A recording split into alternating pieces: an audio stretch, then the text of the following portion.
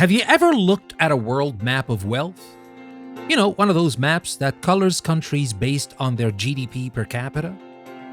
And have you ever noticed that it looks, well, a little familiar? It looks almost precisely like a map of the old colonial empires, just with the colonizer and colonized labels swapped out for developed and developing. It's an uncomfortable question, isn't it? We all saw the history reels. The 1950s, 60s, and 70s, the celebration in the streets of Accra and New Delhi and Kingston, the lowering of the Union Jack, the raising of new flags, independence, freedom, the end of empire. So, what happened? If the empires are gone, why does a coffee farmer in Ethiopia get paid literal pennies for the beans that end up in your $5 latte? Why are some nations sitting on literal mountains of diamonds or coltan or oil home to some of the poorest people on earth? Why does the global north seem to hold all the cards, while the global south seems to be a permanent game of catch-up? Did the empires really end? Or did they just rebrand? Did they just swap the pith helmet for a pinstripe suit? The viceroy for a venture capitalist? These are the questions we're going to tackle today. We're going to pull back the curtain on the elegant, complicated, and often invisible machine that keeps this old dynamic humming along. We're going to be talking about a system, a concept, and a word: Neo-Colonialism. And most importantly, we're not just going to diagnose the problem. The goal here isn't to assign blame or to make you feel guilty about your coffee. Not at all. The goal is to understand the system. Because only when you understand how a machine is built can you figure out how to build something better. We'll be looking at the powerful, creative, and effective ways people are fighting back, building real economic independence, and forging a new path. Welcome to episode 1 of our theme for this week: Are we still living in the shadow of colonialism? I'm Danny, and this is a new episode from English Plus Podcast.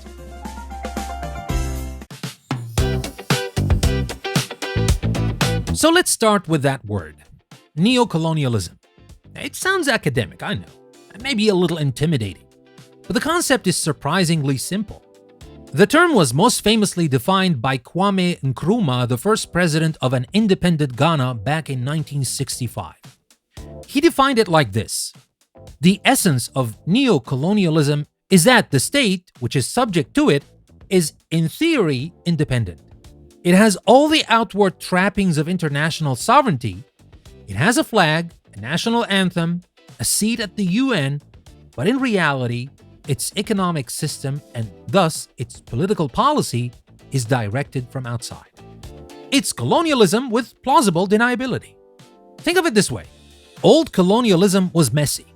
It was expensive. You had to have soldiers and governors and district officers on the ground. You had to build forts and suppress rebellions. And by the mid-20th century, after 2 devastating world wars, it was becoming hideously unpopular. It was, to put it in modern terms, a PR nightmare. The old empires were broke. They couldn't afford to hold onto these vast territories by force. So a new system was needed. A system that offered the illusion of freedom while maintaining the function of extraction. Instead of controlling a country with an army, you control it with a balance sheet. Instead of a governor, you have a board of directors. Instead of a law passed by a viceroy, you have a loan agreement. Let's use an analogy. Imagine a landlord who has a terrible reputation for being a slumlord. He's abusive, he overcharges, his tenants are protesting. It's bad for business. So he announces a new policy. I'm setting you all free. You are no longer my tenants. You can own your own apartments. Of course, everyone celebrates. They paint their doors, they form a little tenants committee. It's great. But then the fine print. It turns out the free tenants still have to pay a massive freedom fee, which they can only pay off with a high interest loan from the old landlord himself. And he still owns the only grocery store in the building where they have to buy their food. He still controls the building's water and electricity, and he can shut it off if they miss a payment. And he's helpfully written the rules for their new tenants committee, which just so happen to favor him. Are they really free? Or did they just trade one kind of domination for another? That, my friends, in a nutshell, is the logic of neo-colonialism. It's power without responsibility. You get all the economic benefits, the cheap raw materials, the new markets for your finished goods, the strategic political alignment, without any of the messy ruling part. If the country falls into civil war or a famine breaks out, well, that's their problem. They're independent after all. So how does this machine actually work? What are its gears and pistons? Well, when these nations in Africa, Asia, and the Caribbean gained independence, they were starting from scratch. Colonialism hadn't just taken their resources, it had actively prevented them from building their own societies. They had no universities, few hospitals, limited infrastructure, and almost no local industry. To build a modern nation, you need roads, you need ports, power grids, and schools. And all of that costs money. Money these new nations didn't have. So where did they turn? To the brand new, gleaming institutions of global finance.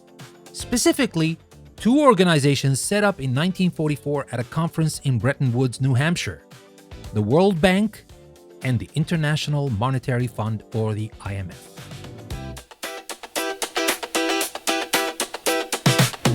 And here let's talk about the first tool, the debt trap. Now, the stated mission of the World Bank and the IMF sounds fantastic. The World Bank was to finance reconstruction and development, initially for war-torn Europe, then for the developing world. The IMF was to ensure the stability of the international monetary system.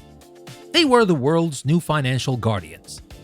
So a newly independent country, let's call it Resorcia, goes to the World Bank. We need a loan, Resorcia says. We want to build a massive dam to generate electricity for our new factories. The World Bank says, great, we love dams. Here's $1 billion. Resorcia is thrilled. They build the dam. But here's the catch. The loan wasn't in Resorcian pesos. It was in US dollars. Resorcia's economy is based on selling, let's say, cocoa. To pay back that dollar-based loan, they have to sell their cocoa on the international market to earn dollars. Now, this works fine for a few years.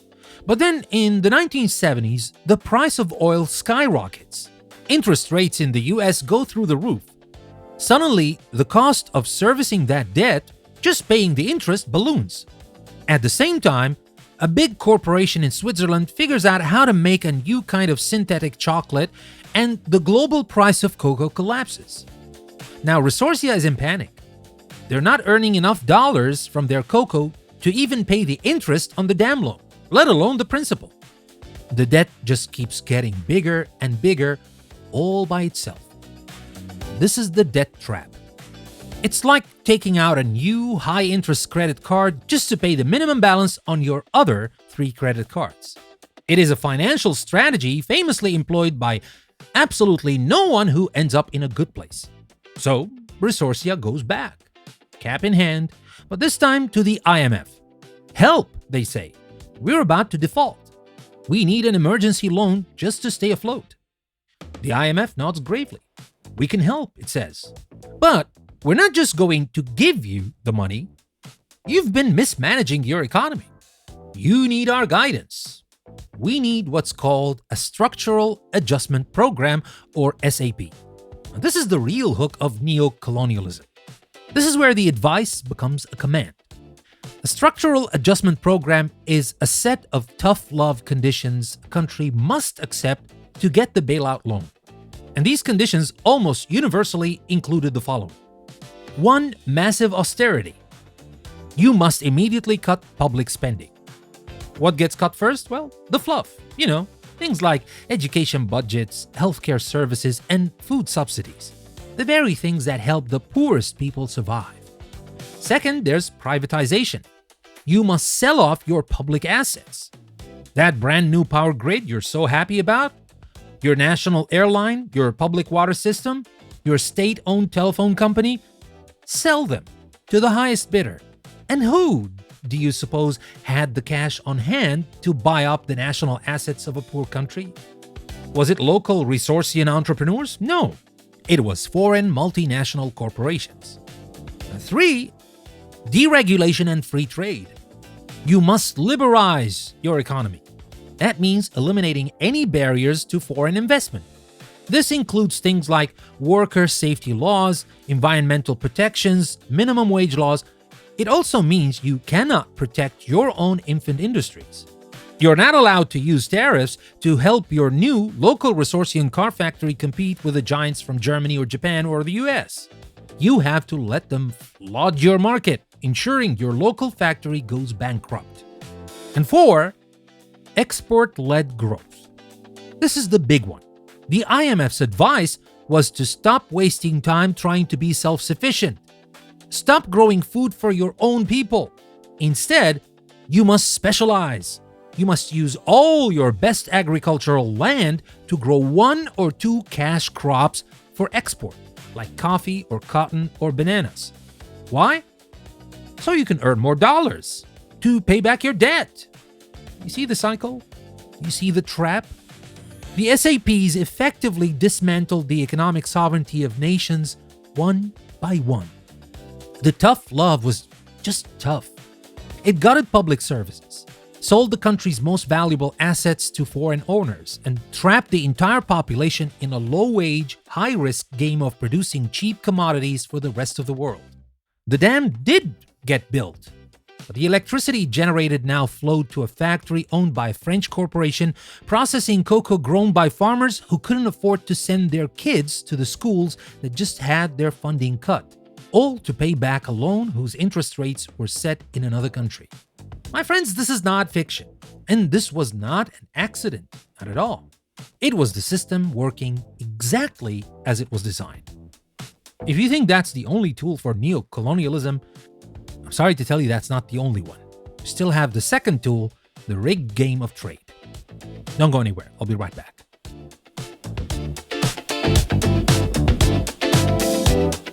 The export-led model of the structural adjustment programs leads us directly to the second great tool of neo-colonialism, the global trade system. We were told that free trade lifts all boats, that if every country just specializes in what it does best, everyone will get richer. It sounds so logical. You're good at growing coffee, we're good at building computers. We'll trade and everyone wins. But what if the game is rigged? This system, now largely enforced by the World Trade Organization or the WTO, has a dirty little secret called tariff escalation. It sounds boring, I know, but I promise you, this is where the theft happens. Here's how it works. A developed country, let's say in Europe, will set its trade rules. It might say, if you want to sell us your raw, unroasted cocoa beans, the import tariff is 0. Bring 'em on. Free trade. But then it says, oh, you roasted the beans yourself? You processed them? You added value to them? Well, that's different. To import roasted beans, there's a 15% tariff. What's that? You went even further?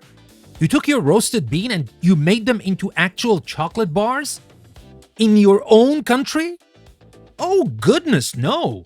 That's a processed food. That'll be a 40% tariff. This is tariff escalation.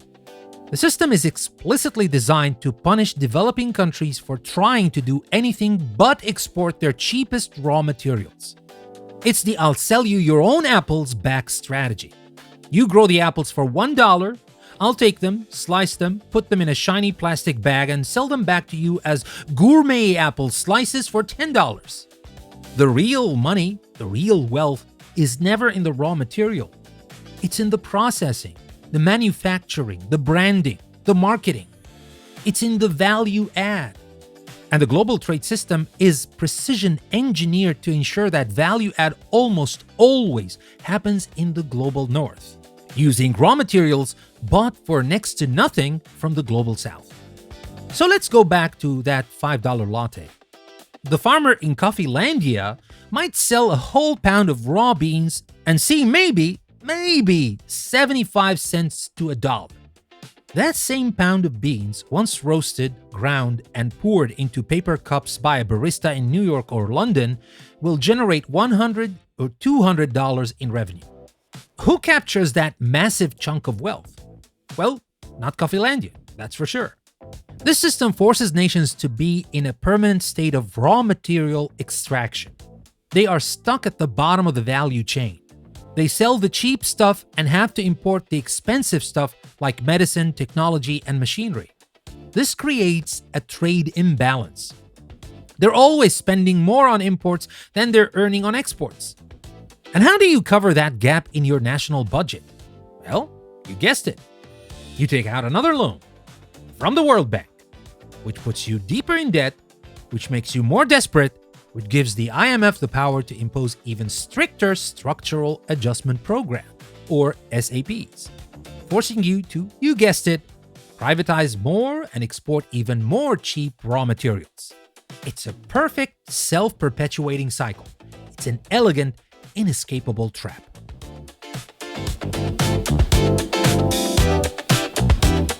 Now, at this point, I know it's easy to get angry. It's easy to picture a room full of eagles, cigar-chomping bankers in Washington, cackling as they plot the downfall of nations. But my friends, the goal is not to blame and shame. It's to talk about the truth. It's to understand it so that we can see the way ahead. And that's the most chilling part. The system doesn't require evil people to function. It just requires a system. The banker at the IMF isn't thinking, how can I subjugate Resorcia today? No, they're not evil. He's a guy in a cubicle with a spreadsheet, and his metric for success is, how do I ensure this loan gets paid back and our investors, who are other countries, don't lose money? They're just doing their job. They're not evil people. They're not caricatures of those people we see in cartoons twirling their mustaches and stuff. No, not at all. They're just people. The problem is not with the people, well, not all the time, but it's with the system itself. Now, let's get back to this employee. From his perspective, forcing Resorcia to sell its public water company is the least risky way to guarantee a return. Forcing them to cut healthcare is just fiscal discipline. It's not malice. It's just business. It's the detached, cold, amoral logic of finance, scaled up to the level of global politics. This person, whether a man or a woman, of course, is not the problem. It's not the evil part of the machine. It's not this evil cog. No, the system is the problem. The logic of the system is the problem. It is a set of rules that was written by the winners, for the winners.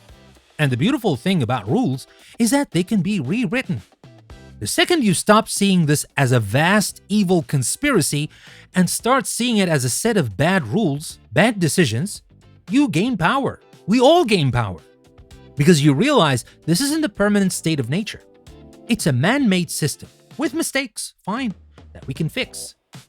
And man-made systems can be unmade, or can be remade. They can be challenged, they can be changed, and they can be replaced. And that is exactly what has been happening. Now let's talk now about building economic sovereignty.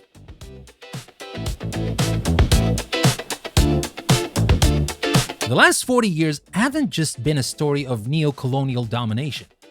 They've also been a story of incredible resistance, incredible creativity, and the slow, difficult work of building real economic sovereignty. The solutions are as complex as the problems, but they are powerful. Now let's look at three of the big ones. Now first, there's the fair trade movement. This was a direct, citizen-led response to the rigged game of trade. It started in the 1980s with a simple, radical idea. What if we just paid people a fair price? Fair trade organizations created an alternative supply chain. They went directly to the farmers in Coffeelandia and said, we will bypass the exploitative middlemen and the volatile global market. We will guarantee you a minimum price for your beans, one that actually covers your cost of production and living. And we will pay you an additional social premium, extra cash, that your community cooperative can invest in whatever it wants. A new school, a clean water well, a health clinic, you decide. When you buy a product with that fair trade logo, you are essentially opting out of the neo-colonial trade system. You are casting a small economic vote for a different set of rules. Now, is it a perfect system? Of course not. There are valid criticisms about bureaucracy and how much of that extra price really makes it back to the farmer. But its impact is undeniable. It proved that millions of consumers in the global north are willing to pay more for a product if they know the producer isn't being exploited. It forced the world's biggest corporations, your Nestle's, your Starbucks, to at least talk about ethical sourcing. It changed the entire conversation. And second, let's talk about local first economies. Well, this is the direct antidote to the IMF's export-led obsession. Instead of pouring all your energy into growing things for other countries, you focus on building for your own people. This is sometimes called import substitution industrialization, which is just a fancy way of saying, let's make our own stuff. Instead of exporting raw cotton and importing expensive t-shirts from Italy, why not build your own textile mills? Why not create your own clothing brands? Instead of exporting raw timber and importing cheap particle board furniture, why not cultivate your own master craftspeople and build a high-end furniture industry? And most radically, instead of using all your best land for coffee, why not grow food for your own people? Now, this is the concept of food sovereignty, the right of a people to define their own food and agriculture systems. This is incredibly hard to do because, as we saw, the WTO rules and IMF pressure are specifically designed to stop it. But countries, and more often local movements, are doing it. They are rebuilding local markets, funding local entrepreneurs, and creating circular economies where money stays within the community, building wealth instead of being siphoned off. Think about it on a small scale. When you buy from a local farmer's market instead of a giant supermarket chain, where does your money go?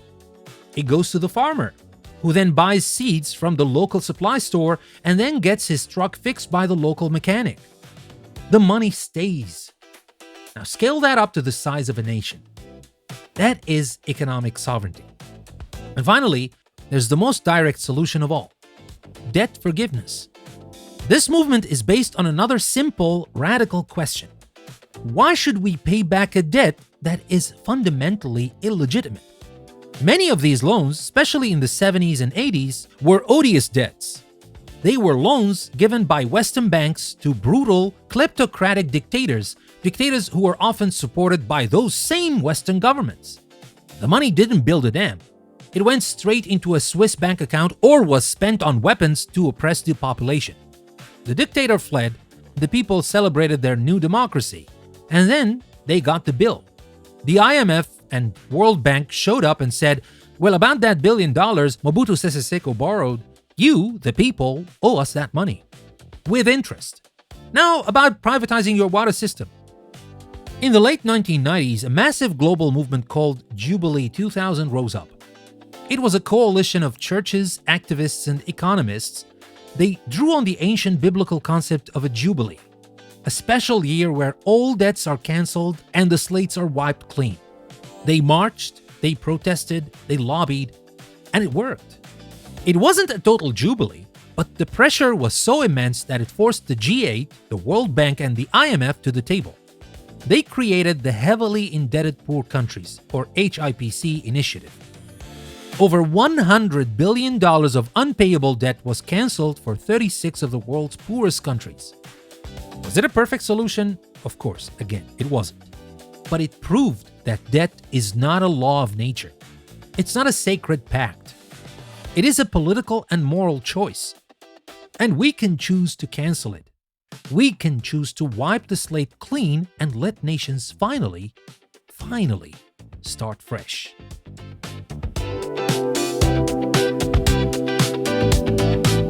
So, my friends, we've pulled back the curtain on the economic hardware of the new empire, the invisible chains of debt, the rigged rules of trade, the helpful advice that just happens to strip mine a country of its assets and its sovereignty.